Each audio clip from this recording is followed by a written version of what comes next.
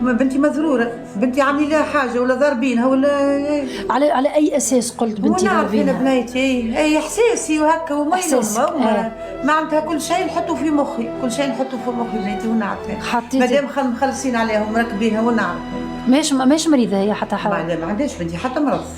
بنتي ناس باش تهبل عليها. شكون مخلص عليها؟ هاي بنتي ماخذه باك، وليدي باك شنو؟ ترينا لتر باكليت. ولدي يترينا ربيتهم تربيه، بوهم متوفي عنده تو 9 سنين، وليدي تو في ايطاليا يترينا هنا بطل العالم. ما جاش حظه بطل العالم شنو؟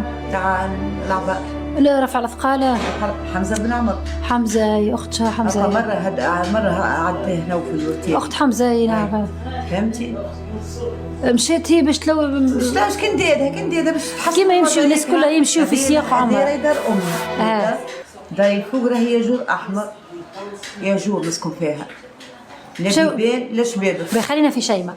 مشات بنتك باش تحسن لك وضعك، باش تحسن، باش تعيش عيشه. كنديرها وما تنجمش تمشي للسعوديه كان عن طريق عمره، سجلت عمره. باش تسعى تشوف خديمه هذيك هي بنيتي ما عندها. ما تعرفيش شكون اللي سجل لها في تونس كيفاش؟ بنتي انا الواحد اللي قص منها قالوا لي في لافايت.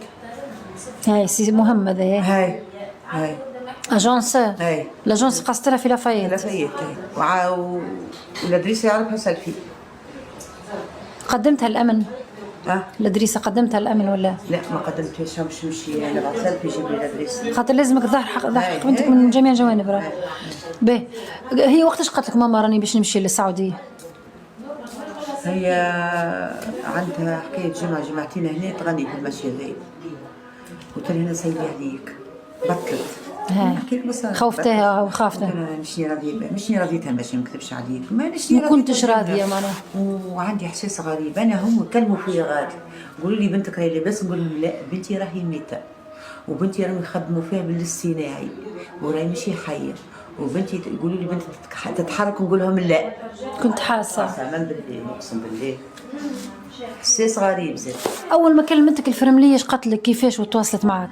والله الفرمليه مسكين تواصلت معايا يرحم والديك ووديه، بعد قصوا عليها ما نعرفش تاع شنو قالوا لها هي لوطه وانت الفوق تمشي تخرجي شنو انت لاهيه بها وتعدي فيهم، قصوا عليها مسكينه. نقول مكالمات هي المحاله اليوم نجم يصير لها مشاكل زاد في خدمتها. صحيتي تعرفي الرزاق بيد ربي سبحانه وتعالى.